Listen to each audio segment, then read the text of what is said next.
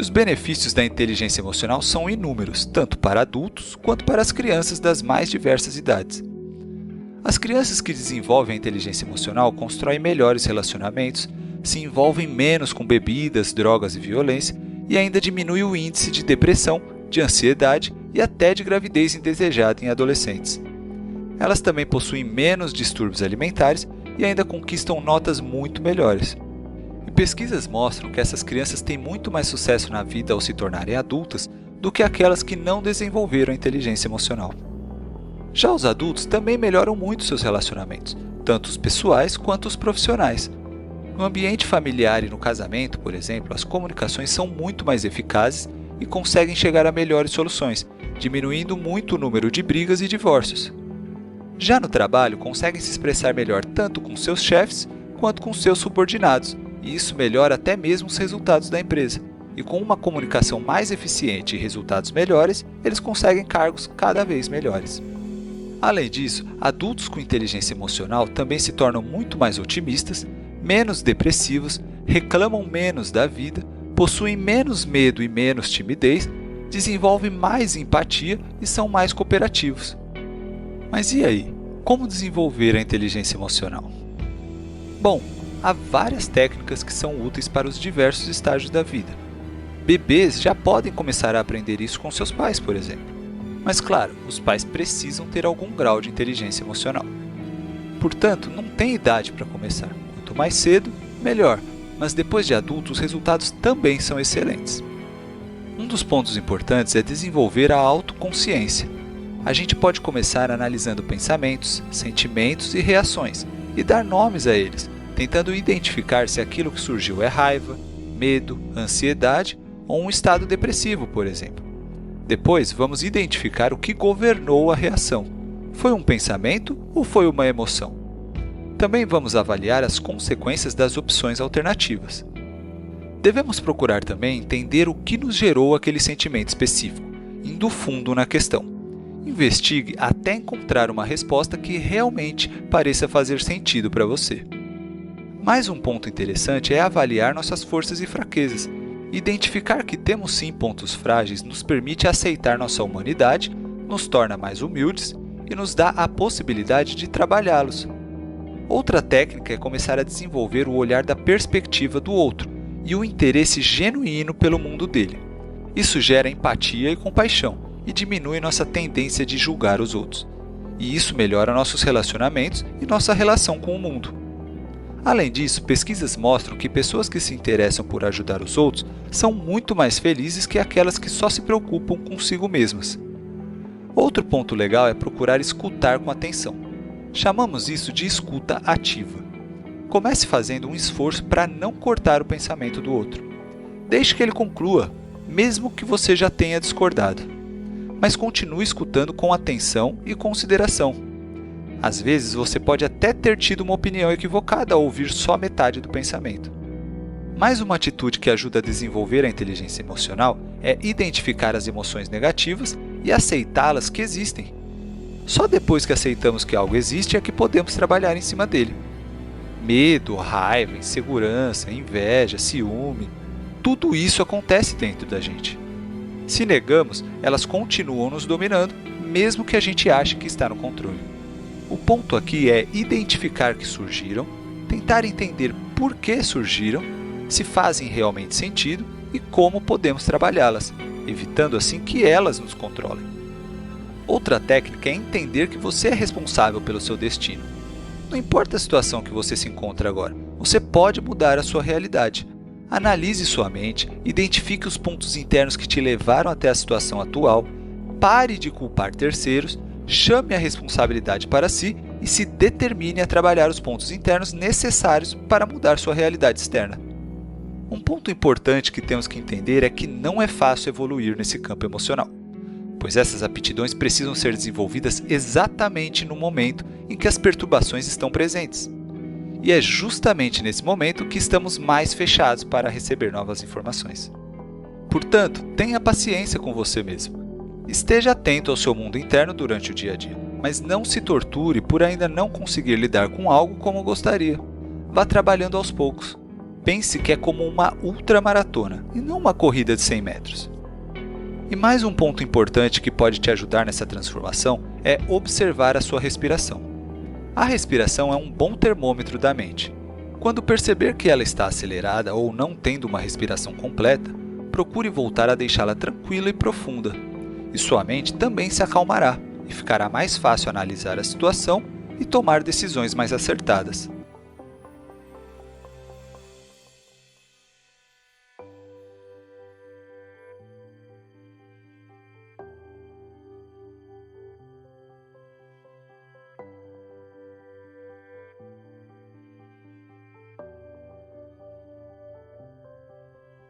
Preciso falar sobre o QI. Para os não acostumados com o termo, QI é o termo usado para coeficiente de inteligência. E você consegue ver o seu coeficiente ou pontuação fazendo um teste que acho que é de lógica. Por exemplo, Albert Einstein tinha um QI de 160. Agora é só fazer o teste e descobrir o quão inteligente você é comparado a ele. Esse teste foi usado por muito tempo para predizer o sucesso ou o fracasso das pessoas. Mas o dado interessante aqui é que descobriram que o QI em si contribui com cerca de somente 20% para os fatores que determinam o sucesso na vida, deixando 80% para outras variáveis e circunstâncias, como por exemplo, a classe social, a sorte e a tão falada inteligência emocional. Características como autocontrole, zelo, persistência e até a capacidade de automotivação são aspectos de quem tem grande inteligência emocional ou um alto QE. Essas características somadas proporcionam a oportunidade de atingir um potencial muito maior. Mas então a gente passa 15 anos sentados nas escolas em cadeiras desconfortáveis para nos aperfeiçoarmos somente nesses 20%? É triste dizer, mas é essa a realidade. E não é que você tenha que escolher entre ter um alto QI ou um alto QE. Saber usar essas duas inteligências, a racional e a emocional, é o que realmente dará um sentido maior à vida e que nos fará pessoas melhores. Mas então, já falamos da importância da inteligência emocional. Mas como ter um QE alto? Para conseguir essa proeza, devemos nos aperfeiçoar nos 5 grandes domínios que irei mostrar aqui, e que são: número 1. Conhecer as próprias emoções. Você já presenciou ou já ouviu a história de alguém chegando em casa após o trabalho, ofendendo-se e respondendo mal às pessoas sem nenhum motivo plausível? Silêncio, quero ouvir o jornal. Ou, para de brincar, pô, eu não aguento essa gritaria aqui. Normalmente, essa pessoa não percebe, ou não quer perceber, o quão rude está sendo, até que um outro alguém o fale, o que, em alguns casos, pode fazer com que essa pessoa possa se avaliar e decidir abandonar os sentimentos que ficaram no trabalho e mudar de estado de espírito. Nesse caso, a pessoa não conhecia as próprias emoções, mas a partir desse instante poderá se policiar e identificar isso antes. Essa é a base da inteligência emocional. Reconhecer os seus sentimentos é o primeiro passo para poder se controlar. Por outro lado, nossa incapacidade de observar nossos verdadeiros sentimentos nos deixa à mercê deles. As pessoas mais seguras são melhores pilotos de suas vidas, tendo uma consciência maior de como se sentem em relação a decisões pessoais, desde com quem se casar a que emprego aceitar. As emoções que ficam abaixo do limiar da consciência podem ter um impacto poderoso na maneira como percebemos e reagimos, mesmo sem termos ideia de que elas estão atuando. A primeira e essencial habilidade para ter controle emocional é conhecer as próprias emoções. Número 2. Lidar com as emoções. Muitas pessoas conseguem reconhecer seus sentimentos, o que já é muito bom. Mas o que adianta se não fazer nada em relação a isso? É como se, na história que contei, o rapaz decidir não fazer nada, ou continuar esbravejando com as crianças e com a família. Saber lidar com os sentimentos é conseguir se recuperar mais rapidamente das perturbações da vida, que nos incapacitam e que nos trazem ansiedade e tristeza. E não é só para você, mas para todos ao seu redor. O objetivo final deve ser o equilíbrio, entendeu? Não a supressão das emoções. Cada sentimento tem seu valor e significado. Uma vida sem sentimentos seria entediante. O que é necessário é a emoção na dose certa, um sentimento proporcional à circunstância. Estourar na primeira coisa que seu filho faz errado não é a coisa certa a fazer, mas ter uma conversa séria com ele é essencial. Na verdade, manter sob controle as emoções que nos afligem é fundamental para o bem-estar. As emoções muito extremas minam nossa estabilidade e causam os mais diversos problemas. Número 3. Motivar-se. Conseguir colocar todas as emoções a serviço de uma meta é essencial para se ter foco, controle e criatividade. O autocontrole emocional, que é saber adiar a satisfação e conter a impulsividade, está por trás de qualquer tipo de realização. Na medida em que nossas emoções atrapalham ou diminuem nossa capacidade de pensar e fazer planos, de seguir treinando para alcançar uma meta distante, solucionar problemas e coisas assim, elas definem os limites de nosso poder de usar nossas capacidades mentais inatas, e assim determinam como nos saímos na vida. É como se tivéssemos uma Ferrari em uma estrada em manutenção. É ter uma grande capacidade, mas não ser motivado bastante para usá-la no seu maior potencial. Somente com uma estrada aberta e boa é que uma Ferrari pode andar. A mesma coisa acontece na nossa vida. Na medida em que somos motivados por sentimentos de entusiasmo e prazer no que fazemos, ou mesmo por um grau ideal de ansiedade, esses sentimentos nos levam ao êxito. É nesse sentido que a inteligência emocional é uma aptidão mestra, uma capacidade que afeta profundamente todas as outras, facilitando ou interferindo nelas. Número 4. Reconhecer as emoções nos outros. Se conhecer as próprias emoções já é muito importante, outra grande característica de quem tem um QI alto é a empatia. Saber escutar as emoções de outras pessoas é se sintonizar com o mundo e saber o que os outros precisam ou querem.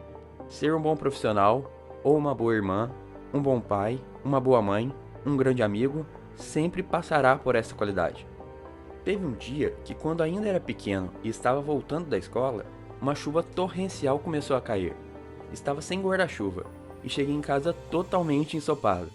Já estava esperando o enorme esporro da minha mãe, que é muito conhecida por ser brava. Mas quando passei pela porta, minha mãe estava me esperando com uma toalha na mão e me disse: "Me dê aqui suas coisas para eu tentar secar, e toma aqui essa toalha e vai tomar um banho quente para não ficar doente." Naquele momento, ela não se importou com o chão molhado ou em ficar brava por causa dos livros que talvez estariam molhados, mas sim se preocupou somente comigo. Não me lembro se na época eu tinha percebido isso, mas hoje paro e penso, que atitude memorável da minha mãe. Imagine por um instante um mundo cheio de pessoas assim. Pessoas que têm grande empatia pensam sempre como gostariam de ser tratadas se estivessem nas mesmas condições do outro. Isso faz toda a diferença. Número 5. Lidar com relacionamentos.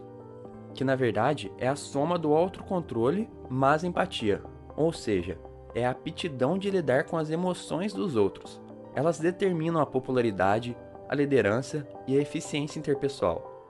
Os grandes líderes têm essa característica bem forte, e essas pessoas se dão bem em qualquer coisa que dependa de interagir tranquilamente com os outros.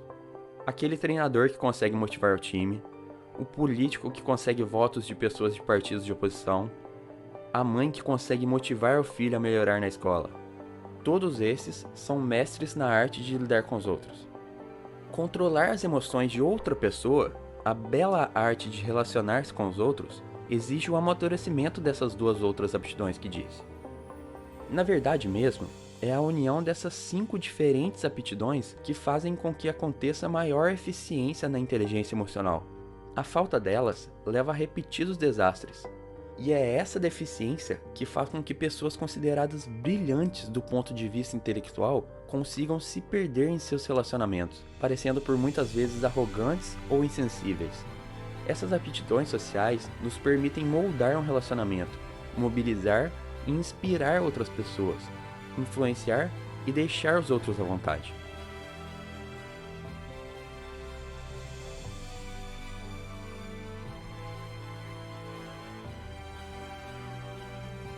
Bom, trabalho é um lugar, como eu disse, aparentemente onde existe apenas razão, existe apenas adultos, mas isso é apenas o que está em aparência. No fundo de todo ser humano, por trás de todo ser humano adulto, racional, responsável, com uma grande liderança, existe uma criança, existem emoções, existem histórias de vida. Histórias de vidas essas que são estimuladas, que são gatilhadas a partir do momento que eu começo a sofrer muita pressão, começa a ter deadline, você precisa entregar isso para ontem, quando você precisa se expor, quando você precisa se relacionar, quando você precisa liderar. Como lidar com essa habilidade emocional no nosso dia a dia profissional, que infelizmente ou felizmente o nosso trabalho gatilha o tempo inteiro emoções, mas uma emoção principal que é gatilhada é o medo. Estamos o tempo inteiro com medo. Será que eu vou conseguir entregar no prazo? Será que meu chefe vai gostar? Será que os meus colaboradores vão gostar do meu discurso ou daquilo que eu tenho que entregar para eles? Então estamos o tempo inteiro com medo, com um sentimento de será que eu vou ser aceito ou será que eu vou ser rejeitado? E aí, consequentemente, o que isso desperta em seres humanos sem inteligência emocional? A primeira coisa que se desdobra com o medo é a raiva, é a irritação, é a agressividade no trabalho. Ou seja, se tornam pessoas agressivas, se tornam pessoas que acusam, se tornam pessoas que puxam o tapete, se tornam pessoas que não passam informação para o outro, porque será que aquele outro gosta de mim? Eu não vou com a cara daquela outra, ou do fulano, ou do ciclano, e tudo isso começa a gerar interferência ou bloqueio no fluxo de trabalho, no fluxo de informação, no fluxo de produção de qualquer que seja o seu trabalho. E como limpar tudo isso, Rodrigo? Como liberar o fluxo? Como fazer ou contribuir para que pessoas se tornem mais conectadas, mais felizes, mais honestas, mais sinceras? Desenvolvendo, claro, a sua inteligência emocional, olhando para as suas emoções, olhando para a sua história de vida, entendendo aonde te deixa com mais medo, aonde te deixa mais inseguro e construindo pontes completamente diferentes, não só uma ponte de razão, mas uma ponte de emoção entre aqueles que você trabalha. Ou seja, ter um momento em que você pode ter aquele cafezinho de falar sobre a sua vida pessoal, de permitir que o outro fale da vida pessoal dele também, sair para almoçar juntos, ter um abraço sim, de um bom dia, um abraço de até amanhã, uma boa noite ou uma boa tarde, visitar em momentos fora do trabalho, ter um happy hour, visitar a casa, visitar lugares juntos. Ou seja, eu começo a criar pontes emocionais. Que pontes emocionais são essas, Rodrigo? Eu começo a me sentir mais seguro com aqueles com os quais eu trabalho. E isso traz um fluxo de trabalho completamente diferente. Outra parte muito importante de você lidar com as emoções também no trabalho é você ser transparente, que não nos ensinaram isso. Nos ensinaram que não podia dizer aquilo que eu estou sentindo, transmitir aquilo que eu estou passando. Sim, você pode e deve chamar seu líder ou seus liderados. Olha, estou passando um momento difícil da minha vida, eu estou com problema na minha casa, eu estou passando por isso ou por aquilo. Por isso eu peço só uma colaboração de vocês por esse período. Ou seja, seja transparente com as suas emoções. Tá tudo bem, você é humano, eu sou humano, todos nós somos humanos. Passamos por momentos bons e momentos felizes. E nesse momento que eu sou transparente, eu consigo a contribuição das pessoas para que elas possam me ajudar, ao invés de talvez eu me afastar delas ou afastá-las com agressividade. Tem um outro ponto de conexão também. Ou seja, são maneiras de nós usarmos as emoções a nosso favor no nosso dia a dia, no nosso trabalho. Outra forma e última que eu quero deixar nesse vídeo é olhe nos olhos das pessoas com as quais você trabalha. Porque os olhos é a conexão entre dois seres humanos verdadeiros. Os olhos é a conexão entre duas crianças, entre duas almas, entre duas emoções. Quando eu não consigo olhar nos olhos, quando eu olho para baixo, para cima, para o lado, quando não existe uma conexão, não existe verdade.